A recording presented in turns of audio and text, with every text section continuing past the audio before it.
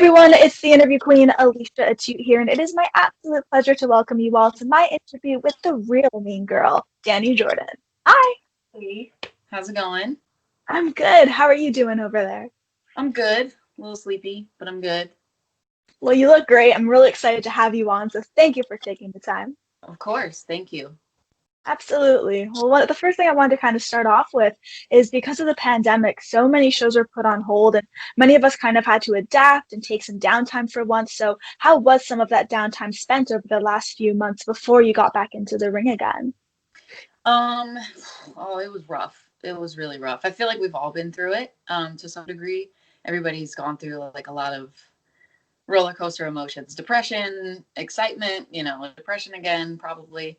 Um, I at first it started out really rough. I was really bored. I lost my job, my regular day job, and I thought it was going to come back. I was hanging on to hope, and then I was like, all right, now I'm losing my wrestling shows. So that was really upsetting. I had a big Mania week coming up, and then I was holding on to that, and then that got taken away, and then um, once I was in like a really bad place mentally and everything, and physically too. I gained weight. I gained COVID weight. I was going through a lot. I was also drinking a lot, and then I cut that out. I got a call from my trainer and got asked to do AEW Dark, and I was like, hell yeah, I'll do it. So that like flipped things around for me entirely, and I was like, okay, I gotta take this seriously. I gotta like get back on track with my diet, my working out. I can't let like getting depressed take over my entire life. So I flipped it and I was motivated and I just started getting into shape. And, I have my trainer's wife is a nutritionist. So, and like a personal trainer as well. So she does like Perfect. everything with us at our school. So she helped me a lot and I cut a lot of weight off and just kept working hard. And then I kept going back to dark, which was cool. I get more opportunities.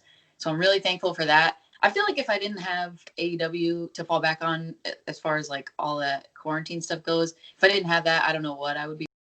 Very thankful for that because I know that there's a lot of people that haven't gotten that kind of chance that I've gotten. So I'm like just very thankful that I can do that and still stay relevant, in this time that sucks. But and then I went through some ups and downs going through that too, and I fought through. I had a month. I think I was out for 2 months because of a knee injury that I had. So then I went back to dark without, with my knee brace, and I was still able to keep up with my diet and everything. But then I had to take another month out because I lost my father as well in late September.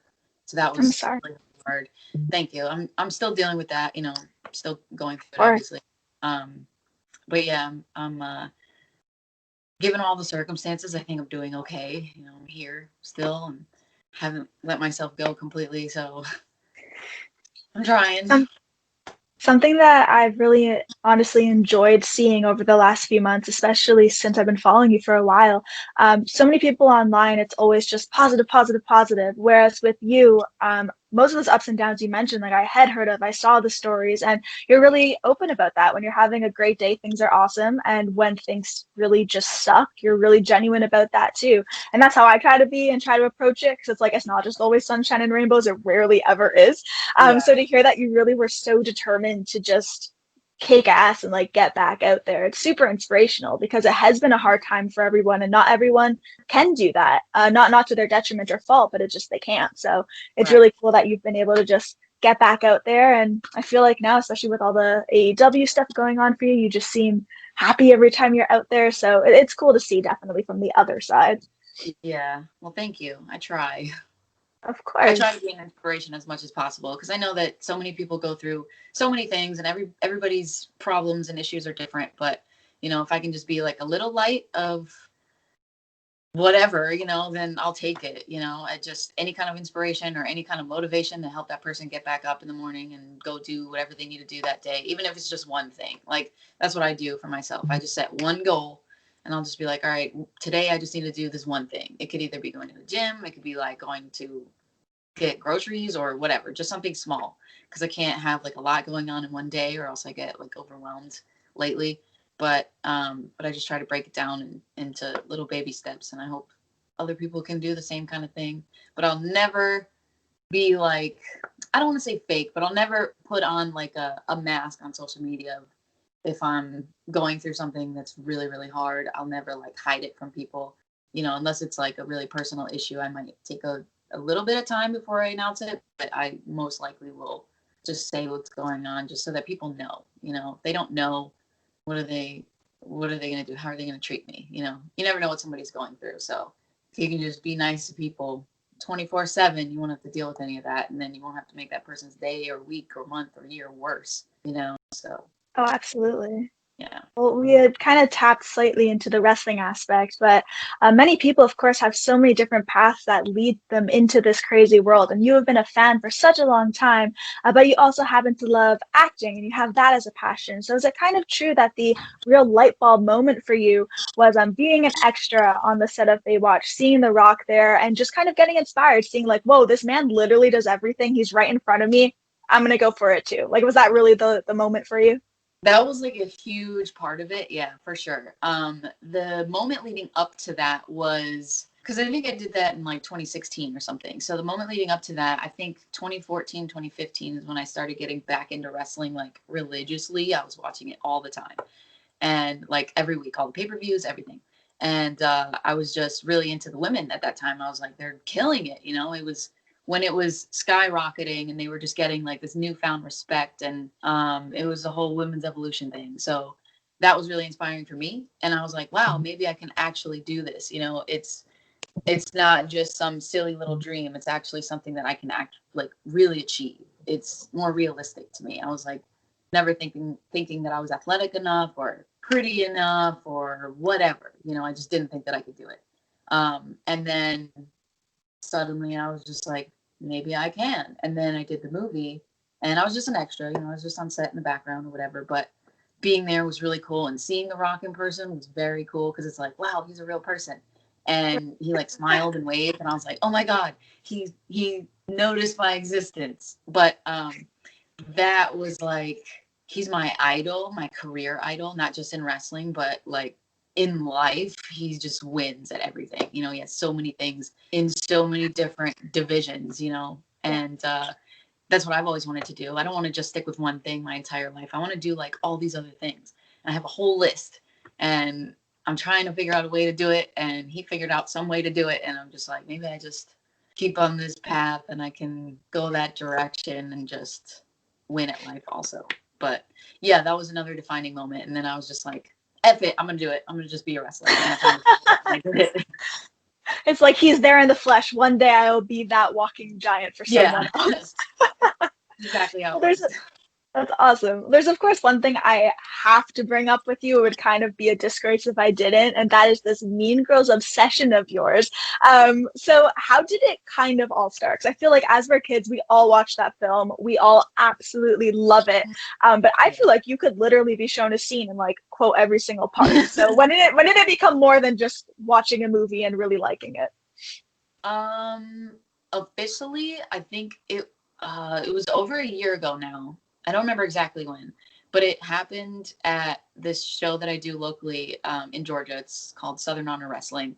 I was there regularly all the time. One day I had my first like real feud with somebody, and it was Lindsay Snow. And I think we were just backstage like goofing around with a bunch of other people, and we were talking about Mean Girls, of course, because we're just in love with the movie. And I think she had said something like, oh, I think I said something like, I used to have a burn book when I was in middle school, when I was a kid. Me and my friend made this stupid little book, and we cut out people from our yearbook and we put them in there, and we were just like, let's make our own burn book. We thought we were cool. It wasn't that mean, but it was just like we saw Mean Girls and we were like, oh, we want to do that. So we just did it. And I shared that story with everybody, and Lindsay was like, oh, it would be really funny if you put me in the burn book as like, in our feud, and you just came out with me and showed the page. And I was like, I actually might do that. That's not a joke anymore. So I just did it, and I got a book, and that was the start of it. It was this tiny little like journal that I got on Amazon, and I just used that, and it said burn book. And then eventually I started to customize it, and it just grew from there. I was like, okay, the book is over. It was funny. People liked it. And then I put out a t-shirt that had like a burn book kind of logo, but it was my name. And it just escalated from there. People just loved it in general because it's a great movie. So I was just like, all right, I'll run with it. I'll just keep doing it. And It's like yeah, I'm obsessed. you could literally be the meanest girl out there, but people are still gonna like love or like love to hate to cheer for you simply because it's like you can't not like Mean Girls. It's kind of ingenious. I know. I picked a good route. So people have no Definitely. choice. They like me or they like to hate me or whichever. But yeah. Absolutely. And I mean, to everyone watching this interview right now, if you have yet to see it, this woman literally did the Jingle Bell Rock choreographed Mean Girl dance as I her did. entrance recently, which honestly, like that blew up the other day. It was so cool to see. So I know. that must have been huge for you because not only is it just hilarious, but it's so awesome at the same time. So, what was running through your mind when you started to see like, oh my gosh, people really dig this? I'm surprised you went for it. Like that's gutsy. You I killed it. You know. little thigh slap. The You got it down. slap, yeah. I know. I was surprised when I was watching it. I was like, I can't believe I just did that. I look like such a nerd, but I was having fun. You know, I was just like, all right, whatever. I'll just do it. I'm not afraid to make myself look like an ass on TV, so I'll just do it anyway. And and I'll just be a dork because I am a dork, and it was just fun. Anything to try to blow up the internet, I'm all for it. I figured people would love it, and they did. And also, all my friends were like, "If you don't do it, I'm going to be mad." So I was like, "All right, I have to," because they're threatening me. So I did it, and you can see them all like ringside doing it with me, especially the mom part. So it was fun. That's hilarious. I can Yeah, imagine everyone being so hyped behind the scenes because I feel like anyone who watched that film, like you used to do that dance, so you'd hear yeah, the song and think of the dance. yeah. They were all like, "Teach me the dance." So now I got to teach them all the dance. Well, you're of course known as the real Mean Girl, as I mentioned before. So even though you are the real one, which one from the film would you say you actually relate to the most? Oh man, everybody tells me I'm a Karen, so I guess I'll have to just go with that. Okay. I don't mind being a Karen. I feel like I'm a little piece of everybody, but Karen's a good choice. Yeah. I can be a Regina sometimes, but I feel like I we like, all can. yeah, yeah. I definitely still think I'm a little piece of everybody, but Karen for sure. Or like Miss Norbury. Sure. I was not expecting that. Yeah, nobody ever does. That's great. Yeah. I just love Well, Tina Fey, so well, the last thing I want to ask you about today, it's the fact that I also interview musicians on my show, not only wrestlers. So if you could have any artist create some entrance music for you, who is that one person you would love to see do so? Missy Elliott. Ooh, okay, you got some sass going out there. That'd be cool. Yeah, I've never been asked that question before, but instantly, Missy Elliott, final answer.